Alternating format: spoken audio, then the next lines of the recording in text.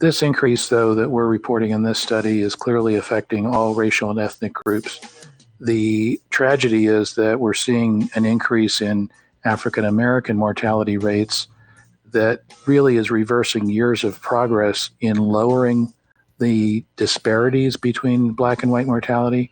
Black Americans have historically had much higher mortality rates than white Americans, and we had been making some progress in lowering those devastatingly high death rates.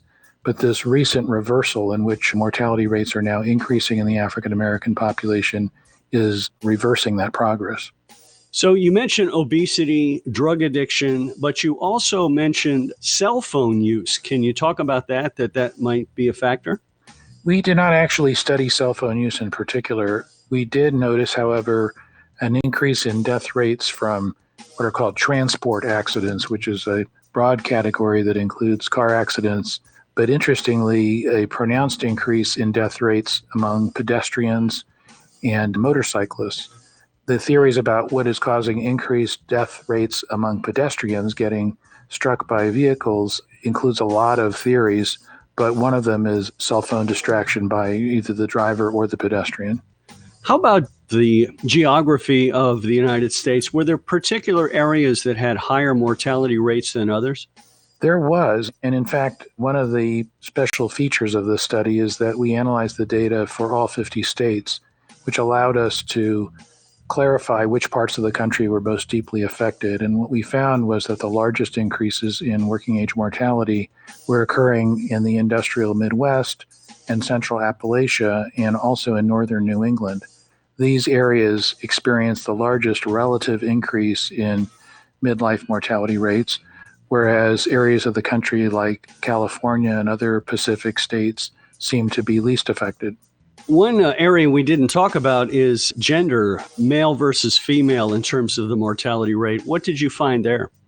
We found that, as has always been the case, men die at higher rates than women for most of these causes of death, and that's always been true. But what we're seeing here is that for many of these leading causes of the increase, such as drug overdoses, the relative increase is higher among women than men. Interesting. So proportionately, women are experiencing a larger increase than men are.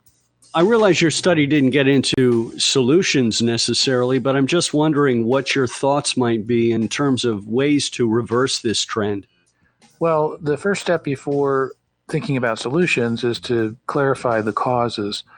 We've only spoken about the immediate causes of death that medical examiners put down on death certificates. And as I said, we ended up finding that there were increases in working age mortality across 35 causes of death.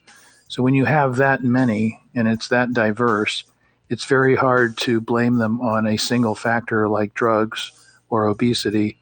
It's more likely to point to a systemic cause that is affecting the health of working age Americans, and that is affecting their health in many different ways. So our paper talks a little bit about what some of those systemic causes might be. Those include such factors as deficiencies in our healthcare system, despair, psychological distress. But one of the more intriguing possibilities is our economy, which has really severely impacted the specific geographic areas of the country where we're seeing the largest increases in mortality.